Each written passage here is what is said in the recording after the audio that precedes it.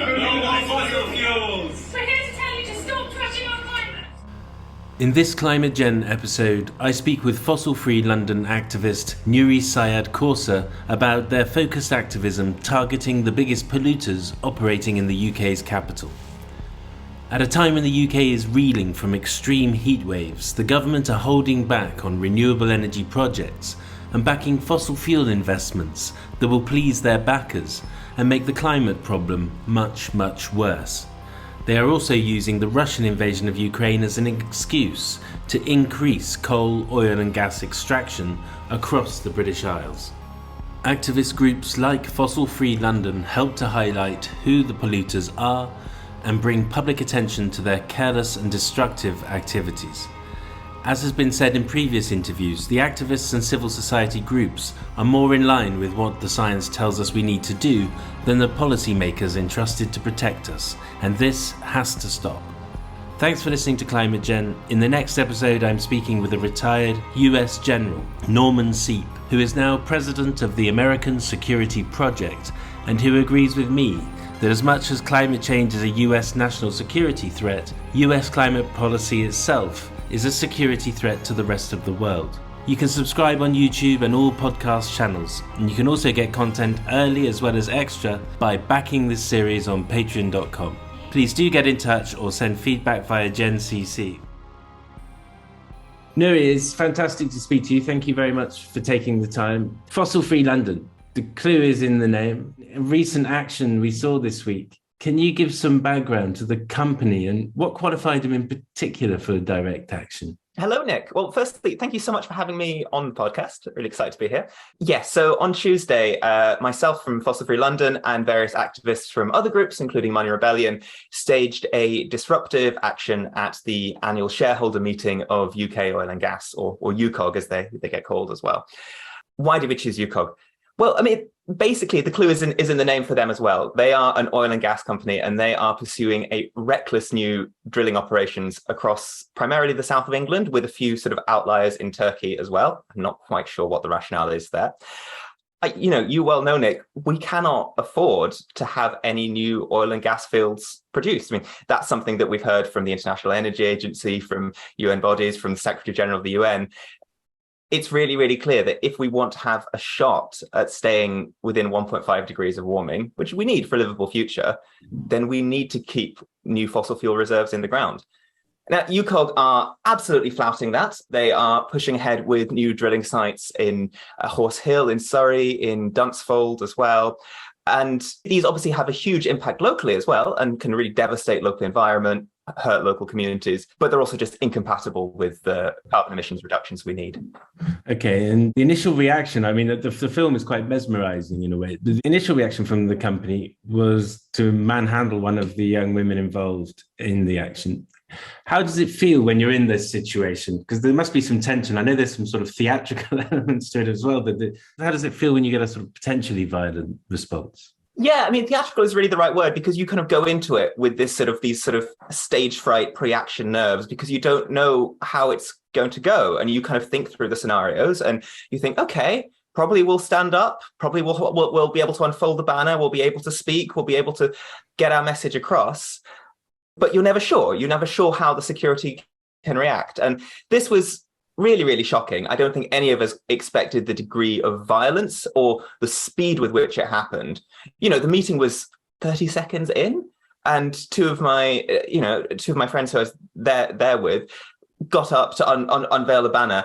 As soon as they started speaking, two people charged across the room to manhandle both of them, knocked them to the ground, picked up one of them sort of around by the waist, and the other one was dragged across the floor and got quite nasty carpet burns, and both were pretty shaken. And you know, you do try, as you say, you try to prepare for these things. You try to think like, you know, how could this go? What sort of security response could we expect?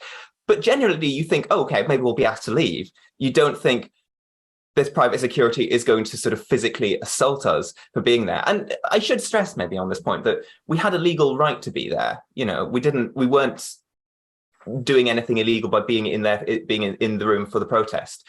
So really the heavy-handedness, I think, is really quite shocking. Does it deter you at all from doing future actions? Have you discussed this with the team? Yeah. So, I mean, as a group, certainly not. And for me, it wouldn't. And I think for the two people concerned on this occasion, I don't think it would either. I think if anything, there is a sort of there is a kind of coming together around it. If that doesn't sound too hippie, it does a bit. But there's a sort of real rallying of solidarity and support for those people. And I think in some ways it maybe makes you want to sort of do it more and to be more confrontational and more assertive in your activism. But I can see that it absolutely wouldn't go that way for everybody. And the really alarming thing is that there'll be lots of people who maybe are thinking about getting involved with this kind of thing. They're really interested in pursuing activism, who will see that video and will go, oh God, I don't want to do that. I don't want to be hit by a security guard. And that's really chilling. That has a really chilling effect on democracy and on the right to protest.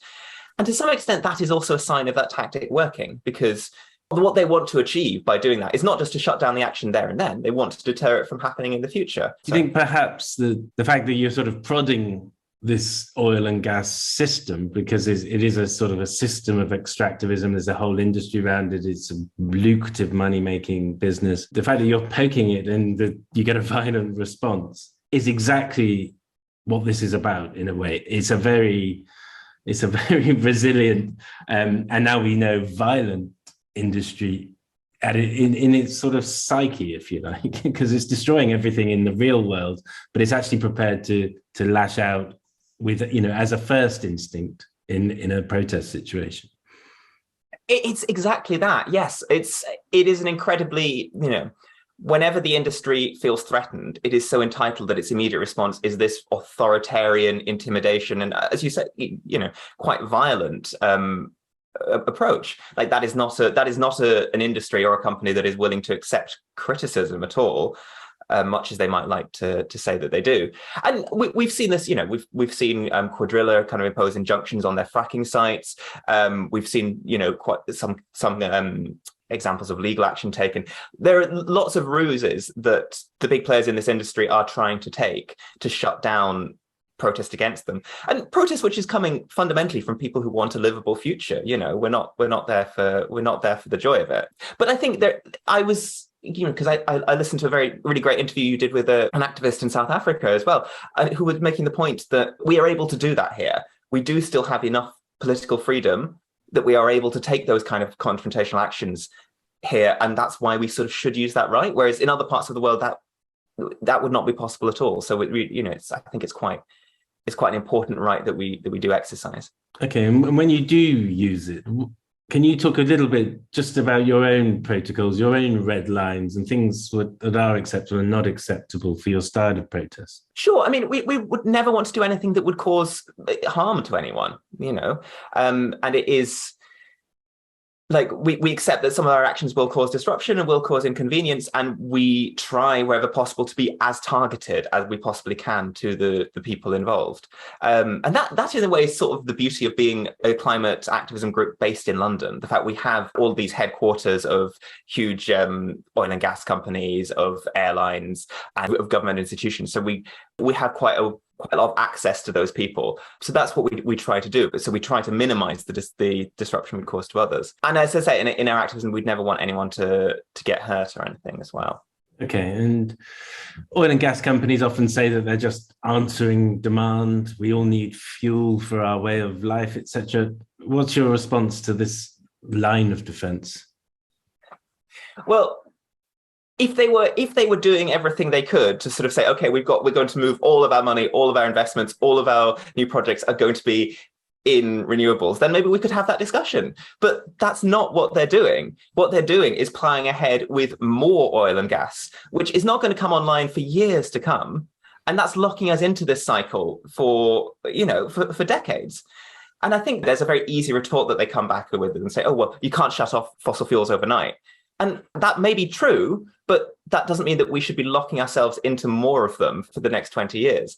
And I think there's been a really worrying kind of opportunistic tendency by this government to try and use the horrifying war in Ukraine and the rising kind of oil and gas prices to push through new fossil fuel extraction sites right across the UK. So I've talked about the ones that UK oil and gas are involved with, and they're primarily in the south of England. We've also seen the Jackdaw gas field in the North Sea that's owned by Shell. And there's been a line often that, oh, well, we need to do this because we need to bring down oil and gas bills. But frankly, they're not going to help with that because they're not going to come online for years to come. And then they're going to be sold on the open market to the highest bidder. Really, it's a determination to soldier on with this industry rather than moving in the direction that we need to, which is renewable. Sure. Okay. Where do you find the most traction with your campaign? Does it appeal to a certain generation? Does it reach the mainstream media? What has been the most encouraging responses? That's a really nice question, actually. I think that generationally, our group is quite young, but I don't think that is necessarily true of the climate movement as a whole. I think that Fossil Free London in particular has maybe quite a youthful style and quite a youthful kind of communications operation and brand and all of that sort of stuff. So I think that's partly why we appeal to those groups in particular. But in terms of the people who will support our actions, they kind of span the generations, and the clue is in the name. They're primarily London based. As with the rest of the climate movement, we're not as diverse as we need to be, and we try to do what we can to tackle that, but it is absolutely a work in progress. But in terms of what gets most interest outside of kind of our activists, as it were, it's really hit and miss. But I think people like to see stories about fossil fuel companies being given a hard time. I think that appeals to people because I don't think anyone likes them. Even if you're a bit skeptical of renewables or you have a difficult time with climate activists, I think most people can get behind the idea that Shell or UK Oil and Gas or BP are, well, I'm not going to swear on your podcast, but are unsavory entities. That appeals to people. People like to see these really big corporations held to account in sort of slightly disruptive ways. And in terms of the media, that piece was covered in the Daily Mail, and a previous action that we were one of the organisers on, which had disrupted Shell's annual general meeting about a month ago, got massive pickup in the Guardian, the Times, the Independent, and internationally as well. So, what sort of response was it? I would say it was quite neutral. We didn't have sort of long comment pieces that were either praising or disparaging the action that we took. But I suppose it sort of put across our message, included our quotes, and it sort of did have our side of the argument. But I think it was also, it also kind of was very fixated on the action itself, and rather than the thing that we're trying to say, which is that, and it's lovely to sort of have your action covered in great detail. And that's sort of very personally quite validating, but it's not fundamentally why we're here. Why we're here is because we need to sort of stop oil and gas extraction very, very quickly. And that, I think, the protest is a means to talking about that. And sometimes you get more focus on the protest than you actually do the thing that you're trying to get attention to. Okay, so yeah, we need to be talking more about the why. And, I keep repeating it all the time, but the climate scientists are warning us constantly that we're rapidly consuming the carbon budget, and we need to drastically reduce fossil fuel burning if we want to avoid worldwide catastrophe. And a lot of these catastrophes have already started. I mean, it's not that this is in the future. Many people are suffering now. And we are going to suffer from a lot of food impacts. Now the Ukrainian war is a layer in a bunch of other sort of climate related impacts as well. Are there enough of you out there is the question I would ask at the moment, raising awareness of just how serious this all is?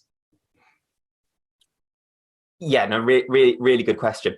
There are not enough, but there are more and more people getting involved. And even with a very small number, as you saw from the action that we were discussing this week, you can get quite a lot of attention, you can cause quite a lot of disruption, you can make quite a big impact.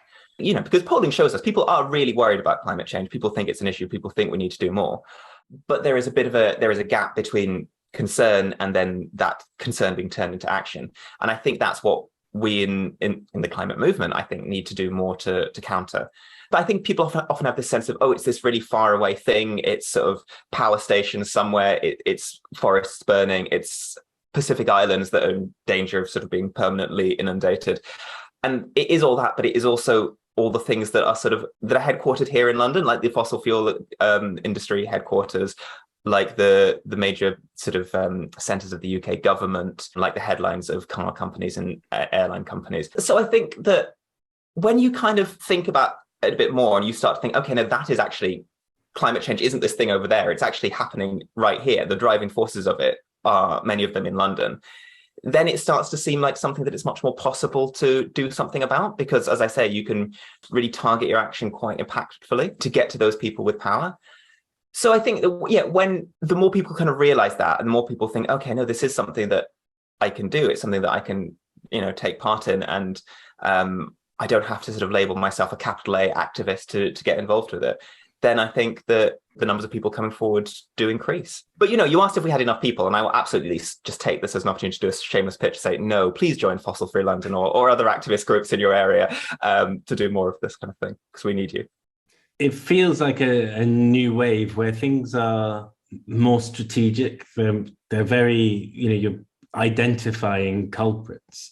And once you do that, you get inside the social structure, because someone might see someone they know who's on the wrong side, and it becomes embarrassing for people, or people have to make excuses for their friends and all this kind of stuff. And eventually that becomes untenable.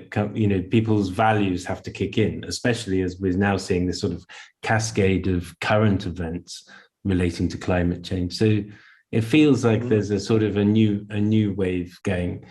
Will we be hearing from Fossil Free London during the summer of 22? Absolutely, of course. The fossil fuel companies aren't going away in that time, and nor will we be. No, I think we've got a few key campaigns that we're really going to be dialing up. So one of them is focusing on Barclays Bank, which is, as you may know, the largest funder of fossil fuel companies in Europe. So we're really kind of pushing the pressure on them to say, you can withdraw your funding, you can put your money elsewhere. In a way, it's much easier for Barclays to change its actions than it is for Shell or UK Oil and Gas or any of these others. And you can, make a real positive difference. But right now they're refusing to do that. So we're going to be amping up the pressure on them.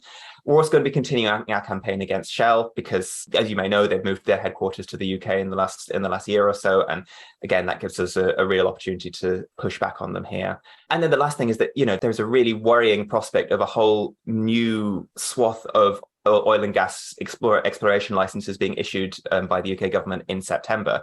I spoke about the Jackdaw gas field that got sort of rushed through. This huge gas field off the coast of Aberdeen would cause sort of more emissions in its lifetime than the whole of Ghana does. Would really can blow our climate targets out the water. And there are loads of those that are poised to be given the go ahead. And that would really sink our carbon budgeting. So we're going to have a really big mobilization in London, but also with other groups across the UK later in the summer to try and urge the government to not grant those licenses.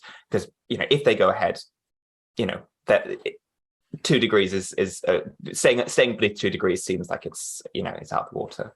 Well, yeah. I mean, this government seems hopelessly enthralled to any kind of dodgy cash. So I'm sure that you have a struggle on your hands, but they're also good at U-turning as well. So perhaps public pressure can strike a chord. You say that about the cash, though, but they've also, they brought in this windfall tax after lots of campaigning, and many of us, myself included, was really glad. And then you see the detail, and you go, well, actually, most of the money they're taking from fossil fuel companies, they're giving back in a subsidy to do more exploration, to dig up more of the unburnable oil and gas that we desperately need them to stop. So, that's not in the interest of the public finances at all. That's completely the opposite. Every £100 that Shell invests in New North Sea oil and gas drilling, £91 of that is coming from the taxpayer. That's bonkers. Well, yeah, it's a particular feature of this government that they need scrutiny from morning till night, and probably all through the night. So, look, it's been fantastic to speak to you. Thank you very much. Look after yourselves, and we'll speak to you again, no doubt. Thank you very much, Nick. It's been really good to talk to you, and I look forward to speaking to you soon. Thanks again for listening. If you are interested to help support this series and help expand the discussion around climate topics, then please do consider backing my channel via Patreon. It will help me produce more content, and you will also gain access to more expert interviews. It would be great to engage more with audiences too and understand your views on these topics.